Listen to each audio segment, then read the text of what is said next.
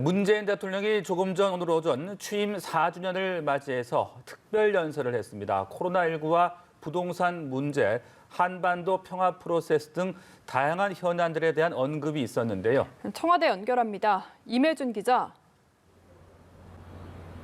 네, 문재인 대통령의 특별 연설, 질의응답까지 포함해 예정된 1시간을 조금 더 넘겨서까지 진행됐습니다. 문 대통령은 우선 연설에서 최대 당면 현안인 코로나19 상황과 관련해 많은 비중을 뒀는데요. 문 대통령은 전쟁의 끝이 보이기 시작했다며 백신 접종에도 속도를 내 집단 면역으로 다가가고 있다고 진단했습니다. 특히 집단 면역 형성은 코로나를 완전히 종식시키진 못할지라도 덜 위험한 질병으로 만들 것이고 우리는 일상을 회복하게 될 것이라고 강조했는데요. 더 빠르고 더 강한 경제 반등을 이루겠다며 올해 우리 경제가 11년 만에 4% 이상의 성장률을 달성하도록 정부 역량을 총동원하겠다고 했습니다. 그러면서 백신 접종이 더 빨랐더라면 하는 아쉬움이 있는 것도 사실이지만 우리 방역 상황에 맞춘 백신 도입과 계획을 진행하고 있는 데 대한 정당한 평가를 받아야 된다고 말했습니다. 문 대통령은 또 주거 안정은 민생의 핵심으로 실수요자를 확실히 보호하며 부동산 시장 안정화에 최선을 다하겠다고 강조했는데요. 부동산 부패도 반드시 청산하겠다고 의지를 밝혔습니다. 한반도 평화와 관련해선 긴 숙고의 시간도 이제 끝나고 행동으로 옮길 때가 됐다며 한반도 평화 프로세스를 진전시킬 기회가 온다면 온 힘을 다해 나가겠다며 북한도 호응하길 기대했습니다.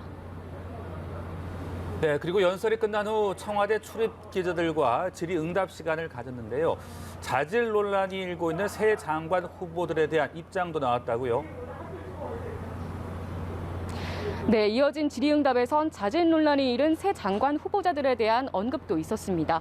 문 대통령은 청와대 검증은 완결성 있는 검증이라고 생각하지 않는다면서도 야당이 반대한다고 해서 검증의 실패라고 말하는 것은 또 옳지 않다는 뜻을 밝혔습니다. 오늘까지가 국회 청문보고서 채택 시한인 만큼 국회 논의를 보고 판단하겠다며 별도 지명 철회 등의 입장을 내놓진 않았습니다.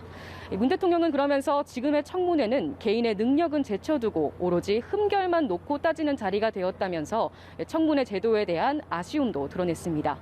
문 대통령은 또 지금의 한반도 상황과 관련해 북한이 대화를 거부하고 있다고 생각하진 않는다면서 한미 정상회담을 통해 북한을 다시금 대화의 길로 나올 수 있게 하는 방안에 대해 긴밀히 협의하겠다고 말했습니다. 이 밖에도 두 전직 대통령과 이재용 삼성전자 부회장에 대한 사면론과 관련해선 국민 통합에 미칠 영향을 생각하고 사법의 정의와 형평성, 국민 의견을 충분히 듣고 판단하겠다고 밝혔습니다. 지금까지 청와대에서 연합뉴스TV 임혜준입니다.